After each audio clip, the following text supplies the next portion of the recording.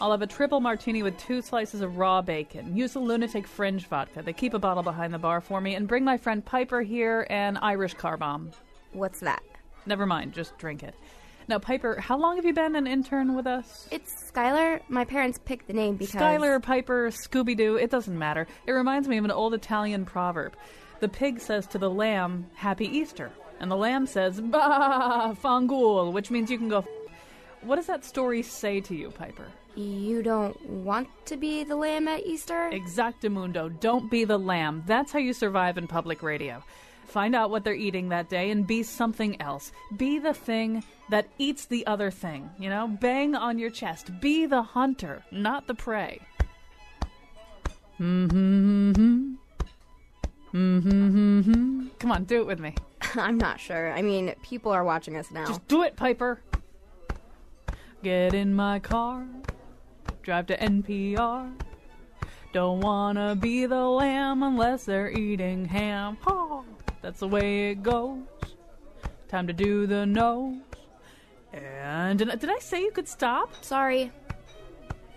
He's watched Frozen more times than any 13-year-old girl in Connecticut. Colin McEnroe. Oh. That might be true. They've asked me to leave a few times. If you haven't seen Wolf of Wall Street, that intro will make absolutely no sense to you whatsoever. Or the viral video version of that, but that was Matthew McConaughey and Leo DiCaprio. And probably, I mean, whether you like the film or not, one of the more memorable sequences. One of the few sequences, I think, from movies this year that's already kind of made its way outside the movie and become a thing, as we say. A meme, a trope. All right, let me tell you about the show. It's our pre-Oscar show. With us is our movie maven, Vivian Nabetta, who's always with us for our pre-Oscar show. Yay. Doobie McDowell, I think, making one of her earlier first appearances on our pre-Oscar show because, and Doobie McDowell, by the way, one of the leaders of McDowell Jewett Communications, because she has made the effort to see all 9 Best Picture nominees. And then the man who actually understands the business from Trinity Cine Studio, James Hanley, is here with us. We'd love to hear from you as we go along, too. Is there like a particular moment that you watch the Oscars for or relationship that you have with the Academy Awards? It's an all-Academy Award show today, so give us a call, 860-275-7266. You can talk to the now famous Skylar Magnoli. She will not bang on her chest while you're talking. 860-275-7266. And you may tweet us at WNPR Colin. All right, that's all the intro we need. There's something that you wanted to say? The listeners don't have the advantage of seeing you. So, yeah. But I do want to ask a question, who you're wearing. I am actually dressed. I learned the word this week for how I dress. It was in New York Magazine, or New York Magazine's website. There was a description of something called normcore. N-O-R-M, normcore, N-O-R-M-C-O-R-E, normcore. Look it up. It's basically you dress like you're a tourist somewhere, like, you don't know how to dress, basically. And that's how I dress. And I thought today, because Vivian Nabetta is here, and she is by far the most fashionable person who ever appears on the nose. Wow, thank you. That maybe I would make a little effort, and then I just thought, screw it. So I'm wearing a hoodie and like the shirt I wear every day and some jeans. We were trying to give the listeners a different illusion, yeah, but that's okay. No, I got to be honest. But I'm so excited that there's a word for how I dress. Normcore. I just thought I just dressed bad, but now I can describe it somehow. So, we're looking through the ballot here, and we're not going to go piece by piece through the ballot. I think that would be a little bit tiring. But I'm going to give each one of you sort of an opportunity just to talk about something that you did love, something that you or one either performance or category or something where you kind of got a dog in the fight somehow. You really just do sort of care how it comes out. So, James, I'll let you go first.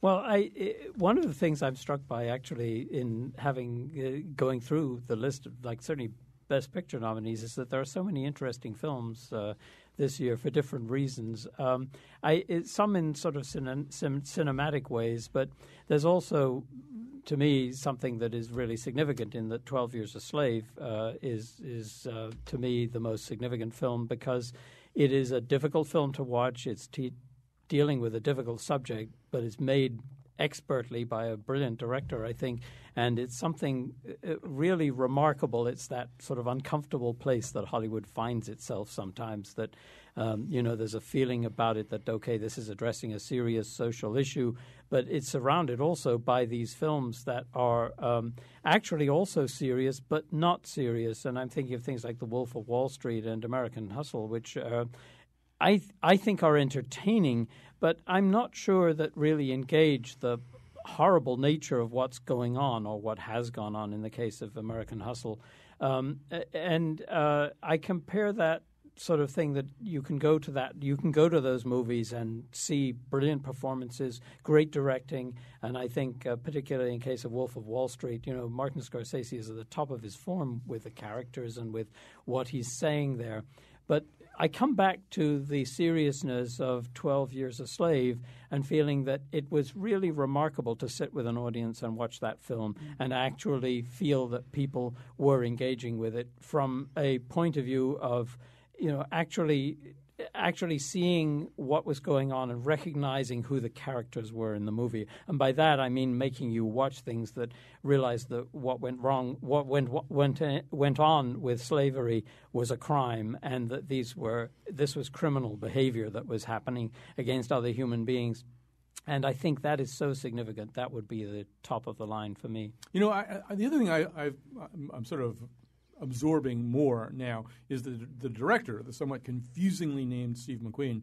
The director is also a painter. I mean, I think he's a painter or artist first. Yes, yeah, yes. And this movie that can go wrong, and I think it did go wrong a little bit when Spielberg adapted The Color of Purple, where there were these kind of painterly scenes that didn't really sort of square very well with the content. This time, the way that beauty rams up against ugliness is really, really incredibly impressive to me. Yes, and I think that in terms of structure and sort of the skill of the director is in things that, when you're looking at some of the characters, the shots hold on longer than you expect and keep going and keep the audience engaged in a way that is highly, it's uncomfortable, obviously, but it has a visceral reality to it that is really extraordinary. That I think, as you point out, that painter background, that sense of the visual that Steve McQueen has, that he really manages to take on the characters in a different way.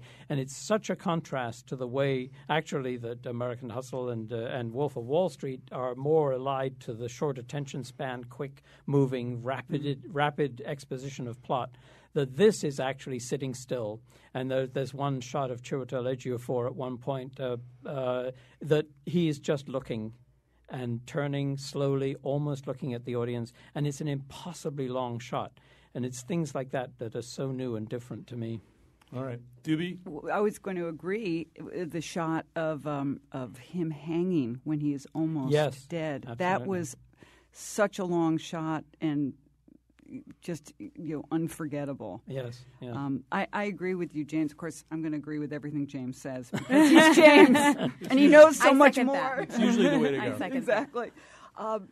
I'd be so sad if 12 Years a Slave did not win. For all the reasons you mentioned. I suppose Gravity could win if it's true that many of the Academy voters tend to be people who are more focused on the technical aspects of movie making. The term for this year is below the line. That's what that's called. Right. If you're below the line, you work on part of the technical end. Maybe Gravity's a bigger movie. And I can see why that might be the case if that's who makes up the majority of the voters. I just wanted to talk about a couple omissions. I thought when you look at the Best Picture list, I was so surprised Inside Llewyn Davis wasn't nominated. Yes. I would have swapped out Captain Phillips for Inside Llewyn Davis anytime. Yeah, I think I would agree with that, yes. And I think my other omission is I thought, and Colin knows that I loved the movie Her, and I thought Joaquin Phoenix should have been nominated for Best Actor. Yeah. And explain why you love the movie Her. I mean, for example, if 12 Years a Slave didn't get the Academy Award, you'd be happy if Her got it, right? Yes, it's not going to happen. So. It's not going to happen, so I'll say I'd be happy. I've never had no other movie this year stayed with me the way Her did, and I don't know if it's partly because we're all so aware how rapidly life is changing due to everything happening technologically. Mm-hmm. But it was the love story, it was debating whether or not could you really fall in love with your operating system. Of course you say absolutely not. You watch this movie, I was in love with Scarlett Johansson. I wanted to marry that operating system. And I just thought the soundtrack was fantastic. That's another topic we can get into later, which is music. And I thought Joaquin Phoenix was tremendous. All right. By the way, if you want to join our conversation, don't be shy. 860-275-7266. I'm especially interested if there's sort of a thing that you watch the Academy Awards for, something that you look forward to every year or something that you're looking forward to this year. Or if you want to just tell us which one of your little cherished darlings you're watching for this year. 860-275-7266. Don't be shy. So, Vivian Nabetta, what's on your agenda this year? I really, really liked, and it's not a Best Picture nomination, but I kind of was a little late, but I watched it this morning. I watched 20 Feet from Stardom, which I thought was absolutely phenomenal. I sat there and I couldn't look away. I thought it was, I hope it doesn't sound cheesy, but I thought it was really overdue because you don't pay, background singers are there. You know that they serve a purpose. You know that they're important and they're kind of integral to an album. But for somebody to really kind of put a lot of faces to some of those songs that you hear, I just thought it was great. I mean, Darlene Love, I'm kind of obsessed with her now. So that would be, I know, again, not a Best Picture, but I think that the quality of the storytelling. It's nominated for Best Documentary. And I think there's, and maybe we can even talk about the Best Documentary category in just a second, because not that we've all seen that many of the movies, although James has one of the other sort of highly regarded contenders coming in pretty soon, but to Trinity Cine Studio. But first of all, we should say 20 Feet from Stardom, as has been suggested here, is a documentary about the lives of backup singers. Some of the really famous backup singers, the woman that you hear singing with Mick Jagger in Gimme Shelter, and Darlene Love. And you see them sometimes in the rest of their lives. So you become aware of the fact that Darlene Love, who is this kind of iconic backup singer, was cleaning houses at one point. The woman, Claudia is her name, I can't think of her last name, the woman who sang with Jagger, we see her teaching Spanish, I think, towards the end of the thing. I will now make you very envious and say that I saw it at Great Barrington at the film festival up there in late May, and at the end of the film, Darlene Love did come out on stage, and with a little tape track, she sang "Lean on Me" to us, and went to the parties with us and stuff like that. So that was. I read that, and I'm very jealous. Breathe the same air as Darlene Love. That was great. But James, in a way, in the documentary category, there's sort of a problem here because in the documentary category, you do have.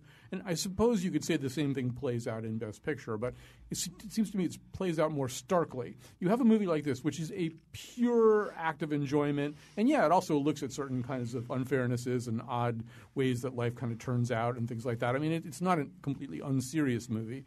But then all the other movies, or most of the other documentaries, are about these gigantic world problems. Right. You feel a little frivolous loving the thing that you love so much, right? It's almost like Hollywood has a sort of special sort of place for these things that is a social conscience, but these films don't get seen widely enough for lots of reasons. One of the fascinating things to me about the backup, doing something with the backup singers, was that almost sort of trips over into an entertainment realm, obviously. But one of the fascinating things to me is that film uniquely amongst the documentaries plays really well in the dark in a theater, and seeing it and hearing the music and hearing the soundtrack on that is really well done, including sort of figuring out what the actual job of the backup singers is in terms of how they're singing and what they're singing, and actually explaining themselves. It was a very visceral sort of direct connection, and Darlene Love is an incredible spokesperson for that. I mean, she's so self-aware, and she's able to express herself. And so you create sort of like an entertainment aura around what is a very good expose of something that you always wondered about. Mm-hmm. Documentaries as a group, though, I always find them fascinating. The best of them are really good. I mean, the one we're showing, The Act of Killing, coming up, is fascinating. But it's very difficult sometimes to get those documentaries in front of an audience. First of all, the word documentary is not always something. People think of that as a TV thing. They think of it as something maybe they'll watch on VOD, or they'll watch it on their TVs or their computers. They won't necessarily see it in a theater. But if some of those documentaries can get seen in a theater, I think it's very good, because it's a shared experience in a way that is not when you watch it on, like on your cell phone or on the computer. And Hollywood doesn't really It seems to me that documentary is just also ran in terms of the Hollywood occasion of the Oscars kind of thing.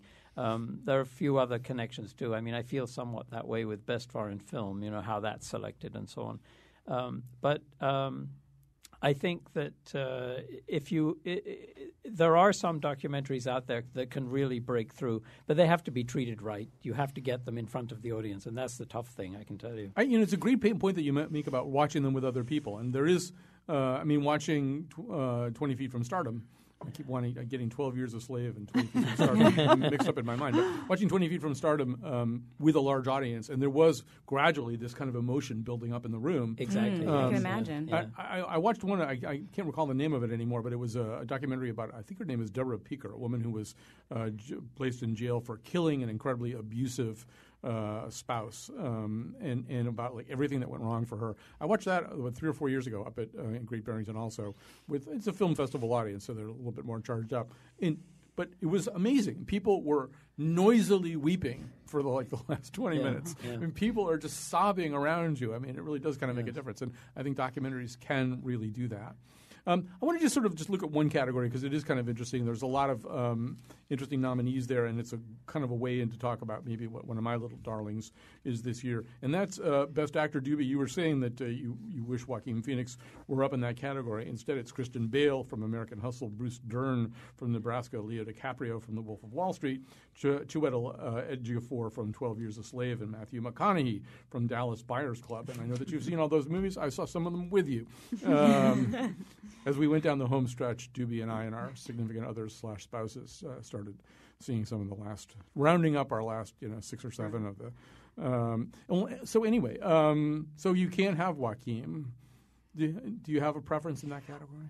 I mean, I think you have to give Most Improved Player to Matthew McConaughey at the very least if he's not going to get the Oscar. I'm not sure about you guys, but I had never even paid attention to him until about 2 years ago. I just in my mind... Except negatively. Really, yes, I had... Right, I just had him in my mind as sort of a pretty boy. Oh, that's true. I was thinking Us Weekly, him always on the beach. Yes, with, exactly. No shirt on. Yeah, sexiest man alive, da-da-da-da. But this past year between Dallas Buyers Club and Wolf of Wall Street, I mean, it's been fantastic to watch. And going back last year into Mud and Bernie and a whole bunch of other performances last year. So maybe you're leading on that. I think I would. He'd be a favorite of mine, but I also thought Chiwetel Ejiofor, 12 Years a Slave, was fantastic as well. Yeah, Vivian, do you have a favorite in that category? I think that if I were to guess who was going to win, I'm going to go ahead and say that it's going to be Matthew McConaughey. I'm going to agree with you because he has this, and I refuse to say that word. The reconnaissance? Oh, God. No, I'm not saying that word. We are living in the reconnaissance. I can't go there. I'm having shivers thinking about saying it. But I really think he does have the best chance of winning. I mean, he gave a really great performance. On a side note, I was watching the movie, and the whole time I kept thinking, and I don't really eat red meat, but I was like, I just want a hamburger. I'm like, I just want a hamburger. Oh my God, everyone was so painfully thin. Obviously, I understand why. I mean, it made sense considering the subject matter, but I think it's his. I really do. After seeing 12 Years a Slave, I walked out and I said to whoever was standing near me, well, that guy's got to win Best Actor. I mean, Chiwetel Ejiofor, they're just his rendering of the pain, was so incredible. I just and you really do need a great actor in that role to sell the experience. Mm-hmm. As good a director as McQueen is, the actor really has to convey this. Absolutely. And so, I mean, I was just in awe of this guy, and I thought, let's end the conversation right now. And I subsequently saw a bunch of other performances, including the one that you guys are talking about. And just to bring up one of my own little darlings, to me, the biggest surprise, the biggest disparity between my expectations and what I saw was Nebraska, which I kind of dragged my feet about going to. I just sort of thought, Alexander Payne's working in black and white, and it's going to be just this stark, pretentious, annoying thing. And instead, it really was one of my favorite movies of the year. It's beautiful and good and smart and uncompromising in certain ways that I'm really admiring of. And, I don't think Bruce Dern is going to win or anything like that, but that's a heck of a performance. It really is. Yes, I agree. And that's something very special. And it does take so many daring chances, and not least of which the style of it being in black and white and its spareness and also the sort of edginess of its characters, really. But Bruce Dern, it really is an amazing performance.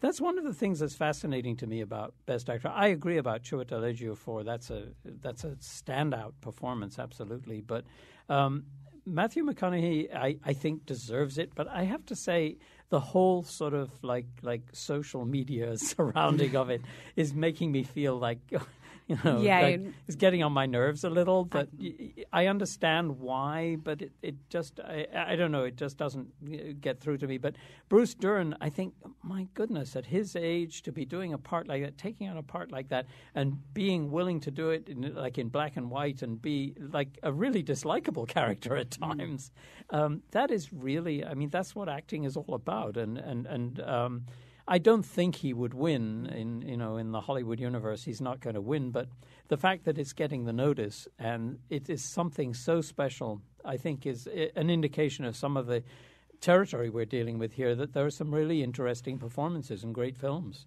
more so than usual. I wonder if the other thing that may work against McConaughey, and it might work against him if I were voting on this too, is most of the journalism that's kind of followed this movie has suggested that it's not his fault, but the way the character is written, the character of Ron Woodruff, an actual historical person, he's written as this guy who's just bitterly homophobic and gradually grows and changes. And yet what I'm reading pretty persuasively and extensively is that may not be the case, that he may, in fact, have been a bisexual man who had not evinced all these homophobic tendencies ever. It's just a better story if he undergoes this change. I think that's actually the center of the movie because, that's why are people homophobes? Why would you bother to be a homophobe unless you had an issue? And that is something that I think the film really addresses. And I think Ron Woodruff is a fascinating character who definitely, Matthew McConaughey, to me, is expressing that. And I think that's one of the best parts of that. That's the core of that film, I think. All right, let's grab a little break here. We'd love to hear from you. 860-275-7266. 860-275-7266. Operators are standing by to take your call. You can also tweet us. People have. I'll read some tweets when we get back. WNPR Colin, that's where to tweet us. The Academy Award for embarrassing melodrama goes to you. So get on up there and give us a speech.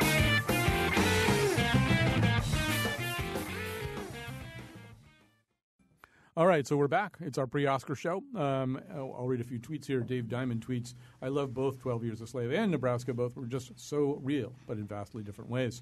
Stephen Wood tweets, honest answer, only with Twitter at hand to read jokes and make jokes about the Oscar telecast. Never paid attention to it before there was Twitter. I think people apply that to a lot of events these days. That's sort of how I feel about the State of the Union address and a whole bunch of other things. I enjoy live tweeting them more than I enjoy watching them. However, as we will be mentioning during our endorsements, I will not be, I could probably live tweet the Oscars towards the end, but many of us have places to be this year, as they say. Love to hear from you all at 860-275-7266, 860-275-7266. With us in the studio, Vivian Nabetta, Doobie McDowell, James Hanley, and we're here to do our pre-Oscar show for you. In just a second, I want to talk about sort of one of the moments that always stops me every year, and that is the so-called in memoriam reel that they do, which I think is especially fraught this year. But some of the panelists wanted to go through a couple of other categories here. And so, Vivian, one thing you were talking about is the best supporting. There's two interesting kind of newcomer performances in these best supporting roles. One of them is Bahad Abdi. My Somali accent isn't that great, but he's this complete newcomer, former limo driver, who's nominated in Captain Phillips. And a pretty good performance, too. But in Best Supporting Actress, she's not a newcomer to acting, I don't think, but a new name for most of us. Lupita Nyong'o, I may be saying that incorrectly, too, for 12 Years a Slave, and I know you think that's a special performance. Well, I think that overall it's a particularly interesting year for either like African British or actual African actors. That there's quite a few that are up for awards this year, and as a Ugandan American, special shout out. So I'm very happy about that. But I think with Lupita, with her, it was very surprising to me because it felt like, not that it came out of nowhere. She obviously did go to school. Shout out to Yale, obviously, but that her few minutes in the film has really had a lot of impact, and people who kind of follow, who maybe have not seen the movie, know her because she's become this kind of fashion darling, and she's kind of transcended her film role, and now, you know, she's on the front row with Anna Wintour. I mean, she's become like the new it girl for the few minutes that she was in the film. So, you know, that was certainly very interesting. And again, it's a big year for Africans or people of African descent in film. So I know that if Lupita wins, which that's what I'm hoping for, I think Kenya's going to just be shut down for days. So. That's so great. See, this is why it's good to have panelists. I didn't know anything about her becoming a fashion it girl, sitting in the front row. I've actually covered because you're so busy with your norm. my norm. I have actually in my life covered New York runway shows, but it's been a long time. She's also getting a lot of notice on the Nonstop that's opening this week. Yes. Yes, with Liam Neeson. Yes.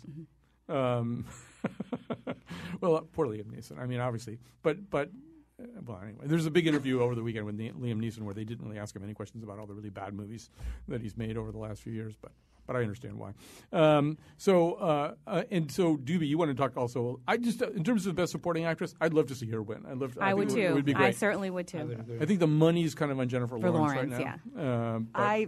Well, you never know because she won Best last year. She's not quite. I know they're trying to make her a mix between like Sandra Bullock and Meryl Streep in terms of where she's supposed to go. So I think she might get a break this year because you just won. My dark horse favorite, though, for Best Actress supporting role is Sally Hawkins from Blue Jasmine. Totally, absolutely. That was a good movie. I thought she was tremendous. It's a wonderful performance. I think it is a performance probably that is not lodged itself in the memory of Academy voters the way that it would need to in order to win there. I mean, there's a lot of ways that category could dart around because also, once again, going back to Nebraska, the June Squibb performance, which a lot of people – I don't think that's the real anchor performance for that thing. I think a lot of performances sell that movie. But I don't think that hers is necessarily the one. In fact, I think it's the closest thing to a slightly over-the-top kind of role in the movie. But there are a lot of people who really like it. But you wanted to say something about Best Actress. I don't remember what I wanted to say, but I will say that say it right into the microphone. I'm going to say that while I thought Cate Blanchett was great, and I guess everybody's predicting that she's going to win, my money is on Judi Dench. I thought she was fantastic in Philomena, and I thought there were times. Who am I to critique Cate Blanchett's performance? I thought there were times that.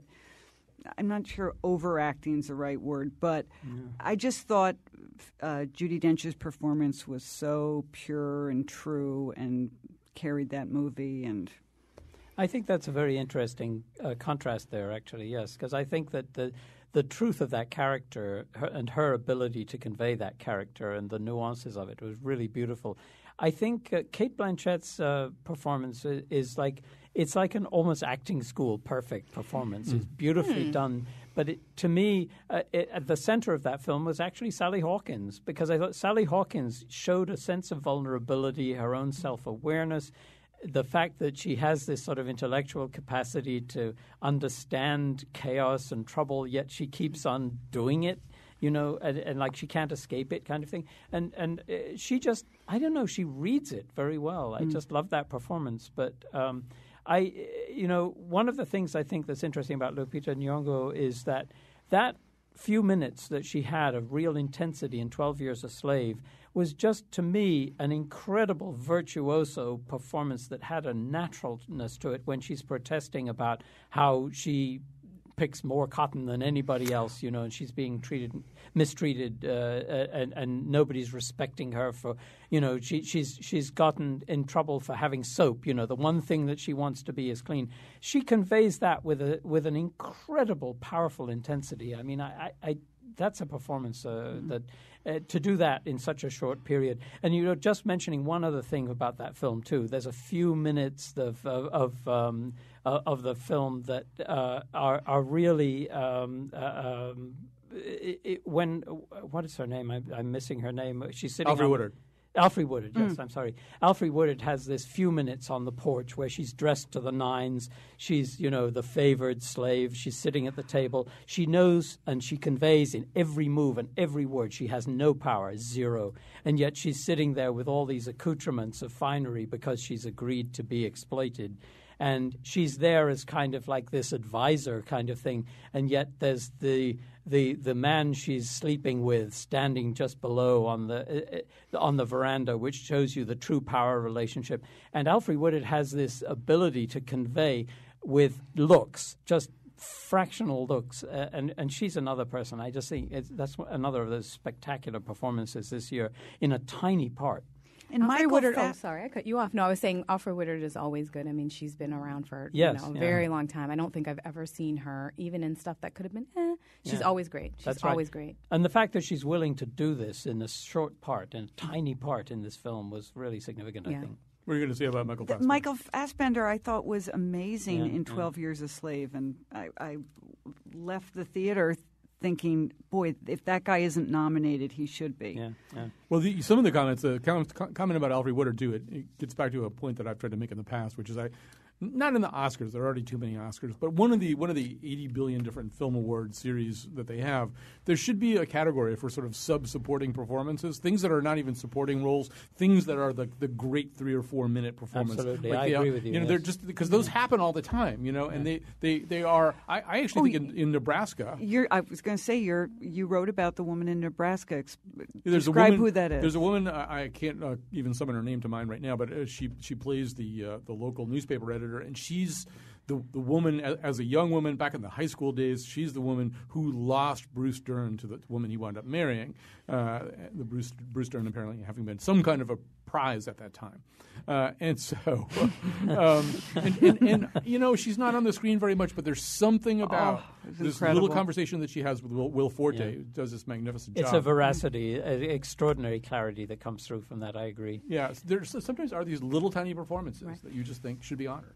Well, can we go back to Cate Blanchett really quickly? Yeah. There's something that you said about her performance.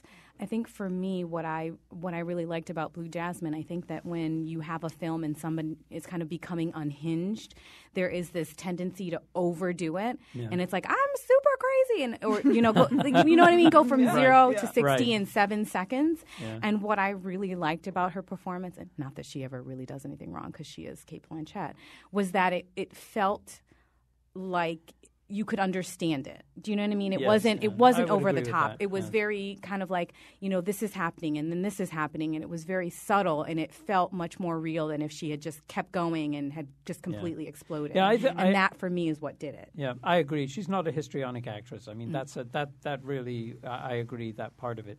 I just felt that in the film I felt that I knew her character quickly, kind of thing. Whereas to me, Sally Hawkins was this sort of developing character. And that's not to deny all of the virtues of Cate Blanchett's performance, which I agree is a great performance.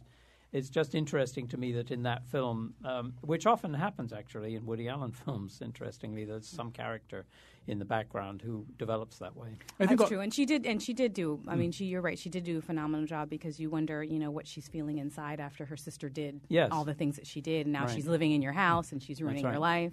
Well, this goes back to the William Goldman theory. The screenwriter William Goldman has this whole theory about, which since I absorbed it, I've applied it to so many different films, that the great performance in Rain Man isn't Dustin Hoffman, it's Tom Cruise. That the person who has to, as you talk about developing roles, the person who has to sell you this, the person who has to provide the bridge between the audience and whatever odd thing is going up on the screen, and has to make it a reality. Yeah. That's the hard job. That's the harder job. I mean, Dustin Hoffman can just bring all of his tremendous skills to bear on the mannerisms of Raymond.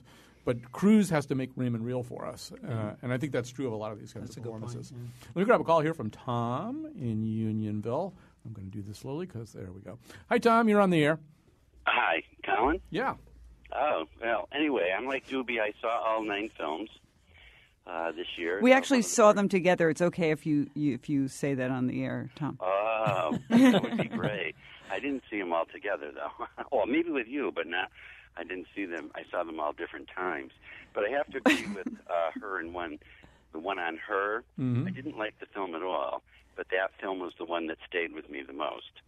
because it was creepy, and I'm one of those 60-somethings trying to adapt to this new world and fast stuff that's going on. And I have kids in the 20-somethings who kind of make fun of me, so it's kind of like, that type of thing. But I want to make just two quick comments. Out of all the films, like Wolf of Wall Street, I came out of there feeling like I was high on cocaine. Dallas Buyers Club, I agree with whoever said they wanted a hamburger. And Captain Phillips, I felt lost in the water. Each one of these films affected me in a different way. But I have to admit, Nebraska in 12 Years, A Slave, those are the last two I saw because I had heard things about them and I needed to be in the right frame of mind to see them. And especially 12 Years a Slave, because it was very hard to get through some of the scenes in that, especially the scenes when they were told to clean up before they were sold into slavery, and then the whippings. I just and the performance of the guy, I can't think that was the plantation owner and his wife, and how they treated people were just unbelievable to me. So, but I love Nebraska, and I love Bruce Dern's performance. I don't know what it was, and I loved it in black and white. It just hit me. Those two films were, the ones I, really liked. I love Matthew McConaughey. I liked him in Mud. Last year was my favorite film. And as I do, I write emails to my kids and tell them when I review a film, because I go to films quite a lot. Apparently. Yeah, absolutely. I do about 38 a year in the theater. All right, Tom, that's a lot, Tom. And Tom, thank you so much for your call. Thanks for chiming in about this. I wanted to leave a little time because we're going to be getting into endorsements and stuff like that pretty soon here. But one of the moments that I don't know whether I look forward to it or not, but it's always a memorable moment. It is the moment when they kind of stop the Academy Awards and then they kind of just roll this reel of people who left us in the past year. And inevitably, one of the impressions I have is, wow, a lot of really important seminal people die every year. And occasionally somebody dies pretty close to the Oscars. Heath Ledger died, I think, January 22nd, a couple of years ago, and then won an Oscar, which gave everybody a chance to talk about him, which usually is not what happens. Usually there's kind of real roles. I don't think I can remember a year when the equivalent of Philip Seymour Hoffman, probably the greatest actor of his generation, died. Shirley Temple, maybe the most popular film performer who ever lived for a brief period of time, has died. And then Harold Ramis, who maybe not quite as titanic a figure, but a guy who really kind of symbolizes what film comedies became for about 10 or 15 years, died very, very close to the Academy Awards. And I kind of wonder how could they deal with that? I mean, it's going to be very unsatisfying to me if I just watch them all go flying by in one of those reels that they do. But that's what they're going to do, right? If you're the producer, it would be hard to figure out who you would end on. Right. Well, I think that actually you could probably, if they took it seriously enough that, say, the first 45 minutes or an hour of the broadcast, they actually took sort of 10-minute long segments to pay attention to these people at greater length than just, sort of playing some music with a couple of scenes. Because I think they are significant people. I mean, this isn't the first year, of course, but I mean, somebody like for instance, for people to hear that, Shirley Temple died, for example, that they think, they remember sort of the image kind of thing. But Shirley Temple was extraordinary in the development of popular culture and the what she did at the time and what she represented. And I think that Philip Seymour Hoffman is somebody that, I mean, I think many of the audience have probably seen him or heard of him in films they haven't seen. That they were films that they heard about, these performances that were really great, but the films were not massive hits that everybody saw. And this would be a chance to really explore his career. I think then you could, you'd give some weight to the Academy Awards show, I think. That's what we'd like to. I'm sorry, I cut you off. That's what we'd like it to be, but the producer is there saying, are we going to give this time to these legends, or are we going to bring out latest it girl in her amazing dress? So Well, also as a viewer, and it's not to kind of disparage people in the work that they've done, because you do want to see it, but I think it becomes something else when it's kind of throughout the show. Mm-hmm. At least for me, I would know as a viewer, it's something about seeing them all together, because there's always a couple of people you're like, oh my God, that's right, they died. And so it gives you that moment, and then they go to commercial, and then you can kind of like pick yourself up off the floor and then come back, and then it's the rest of the show. I think it takes it to a different place. Yeah. My guess, I don't know, maybe I think Shirley Temple might be last. on the But you've highlight. also got Peter O'Toole, not an insignificant figure in the world of film. right. That's right. Roger Ebert, not an insignificant figure in the modern absorption of film. And James Gandolfini, just a guy cut way, way short. Right. I mean, I think that it's really very difficult to. I'm sure the producers are thinking of sort of entertainment values, and not sort of spending too long. Right, it's a time party. on it. They don't Yeah, want to you bring don't- up- And Yeah. that's the basic thing. It's a kind of commercial party, so you have to accept that. But I think that sometimes there may be somebody who speaks who actually can say something significant in a short number of words. They can actually say something about somebody like Philip Seymour Hoffman that actually gets to the essence of it. So I think it is possible to do. Yeah, and I think. Oh, sorry. I'm No, cutting you everybody go ahead, off. go No, ahead. I'm sure that there'll probably be a few actors there who might win, who probably will mention him. I would think My so, guess yes, would be that he exactly. would be mentioned a couple of times I think throughout you're the show. absolutely right. Yeah, yes. people may dedicate their awards to him or whatever. Right, exactly. There's also, this huge question about, there's actually some sort of weird chronological cutoff point after which you can't make the reel, and that Harold Ramis may be on the other side of that cutoff point. There's also a petition being circulated right now. Bill Sensio's tweeting me about this right now, that a woman named Sarah Jones, who died last week while filming a movie in South Georgia, there's people trying to get her added to that reel because, once again, she might not have made the deadline. So there's, it's...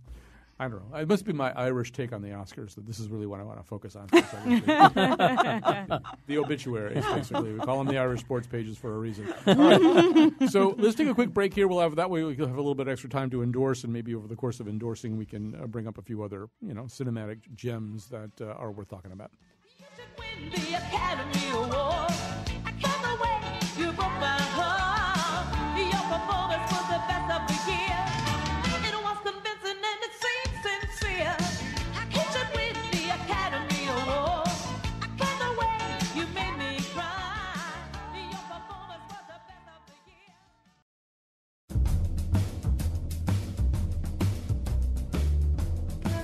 I'm filling out our office Oscar pool. What will Bill Murray's blood alcohol level be when he presents an award for the first time this year? God, I am so bad at these. Does anybody have a guess?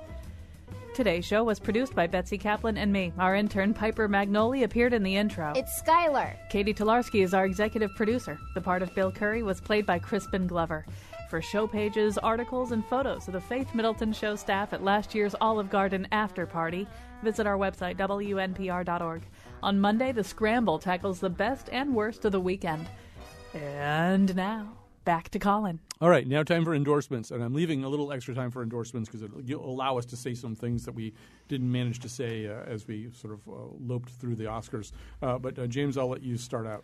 Well, actually, going back to 12 Years a Slave, I was particularly stung reading Richard Brody's column in The New Yorker recently, where he said that, well, yes, 12 Years a Slave was going to win Best Picture, but it was really a film that directed itself, and the director just got out of the way, which I thought was grossly unfair and completely wrong. It really is something that I think that Steve McQueen represents a different kind of filmmaking in the sense that he was willing to take on, and he's done this in his other films, he's willing to take on difficult things, difficult subjects, things that are not immediately apparent what they mean, and linger on them and actually have you focus on what's going on. And that's what I meant when I got to when I originally was talking about how 12 Years a Slave makes you face the criminality of what it is to own other human beings and how people behave under those circumstances. But it's a great. I mean, Best Director to me would be well deserved in that case. But linked to that, in terms of an endorsement, I picked up the original book, Solomon Northup's account, 12 Years a Slave, which I would recommend incredibly highly to anybody to read that. You see how extraordinarily detailed an observation he made of an absolutely harrowing, horrible experience. He writes in such an eloquent way about the experience, and you can see how it plays out in the movie. But what is fascinating about it is that many of his reflections are even more detailed than in the movie. It's a really extraordinary thing to read as source material, but just in itself, a really riveting account that I'm surprised the book has been so obscure, really extraordinary. Yeah, I read a bunch of it while writing about it, and I share that. I read today that there is now going to be a Scholastic reissue of it, a new Scholastic version of it being reissued and made available to schools. Which I think is sort of a good thing, because one of the things I think McQueen or somebody like that said in the interviews, one of his regrets is that people don't really know this book at all, and he's amazed that people don't know this book. Yes. So the book's going to get out there, and people will read it. Great endorsement, yeah. What have you got, Dee? I would like to endorse the soundtrack to the movie Her, but it apparently is not available. Oh. And maybe at some point, I heard a cynic saying, "Oh, they're trying to build up, interest and excitement, and then it will be available." But I thought the music in that movie was absolutely beautiful and haunting. One of the songs is up for best song. The Moon Song. The Moon Song. Though I prefer the song Happy by Pharrell Williams. That would be my pick. Which is not going to win. Let It Go is going to win. Okay. Thank you. I mean, Let It Go is taking over the world, basically. Right. You're right. There's no way Yeah. that they can, Yeah. That's right. Every 13-year-old girl knows how to sing it backwards at this point. My money's still on Happy. But I will endorse a band that Colin actually introduced me to, which is Lake Street Dive. And we've been listening together to them. They have a new album coming out. They're just terrific, and the film tie-in to that would be that. Thank you, because I was searching for a film tie-in. Well, Showtime did a documentary, sort of a documentary of a concert called Another Day, Another Time, which was sort of a tribute to the music of Inside Llewyn Davis. And Lake Street Dive it was impossible to steal the show. There were so many incredible performers in this documentary, which if you can get it on Showtime or find it some other way, it is amazing. But Lake Street Dive, to the extent that you could stop people in their tracks in that storied company, they did a pretty good job. Thank you. Vivian, what do you got? Okay, well, I'll cheat and just do two. So right now I'm going to take a page from the Jacques Lamar School of Blatant Self-Promotion and just endorse my new endeavor. I have a small little company called, it's an online business called omusono.com, OMUSONO, and you can get accessories and jewelry and all these fun things, and I go live this weekend. So there you go. Ooh. Wow. Yes, but the one thing I do want to endorse that is Oscar-related is Lupita. I know I said it before, but I'm Team Lupita. Well, if you spent more time with Vivian Nabetta, you'd want to look like her. So I would think maybe Omusono would be a good place to go to get that process started. I mean, it's not going to happen, but it's sort of but you could try. All right. Well, I quickly want to, and I know Doobie wants to join me with this, join in this with me. Want to endorse going to the Red Carpet Experience, and I'll make sure you get to the thing about the Kate too. But the Red Carpet Experience, this is a party that under other names, Peter Shapiro and I started either 15 or 20 years ago. We can't remember anymore. It's been a really long time, and we actually did our first few editions of it in Trinity Cine Studio, and then we've moved it out into the world, and it's been taken over by a wonderful organization since then. We did it from the year one, we did it as a benefit for AIDS shelters. There was no overarching organization at the time, but there is now. And so it's now called the Red Carpet Experience. It's going to be at Spotlight Theaters, the beautiful new Spotlight Theaters down by Front Street this year. There's food, there's drink, there's all kinds of stuff, and the telecast will be shown inside one of the swankily appointed new Spotlight theater things. Parking, I know this is such a concern to people. Parking is free. We've got free parking for you in the Front Street garages. So you just go west on Arch Street, take a right into the sort of backside of the Front Street area, and there's that garage there. You can self-park for free, and I think there'll be valet parking that'll be free except for a tip or something like that. And so anyway, it's and tickets are $50 a person. You can go to that starts at 7 that whole night. People dress up in costumes and for movies, or they just wear outrageous attire or formal attire. And VIP admission is $100. That means you get to go to another thing that's at 6 o'clock with even more exciting food. The food's always really good at this thing, though. So it's a really great thing, and it does go to support the primary agency that helps fight and deal with the consequences of AIDS. So it's an important thing to do. So get your tickets, or you can buy them there, I guess, but you might have to wait in line or something. Oh, so the online ticket sales close off at 7 p.m., I think, or 8 p.m. on Saturday night. I will post a link on our website at WNPR.org to show you how to buy those tickets, but don't miss them. And I know, Kate, there's another thing at the right. Also Sunday night, the Katharine Hepburn Cultural Arts Center is having an Oscar night, and it is co-hosted by Ann Nyberg of Channel 8 and Kristen Roberts of Comcast. Come in costume. They would love that. If you Google the Kate, you'll be able to get tickets. But that's also a good shoreline option for those of you who want to go out on Oscar night. Last thing, really, really quickly, see The Great Beauty. I saw it at James's Theater. It's at Real Artways this weekend. It's out at the Bantam Cinemas, too. It's going to win the Best Picture for Best Foreign Film.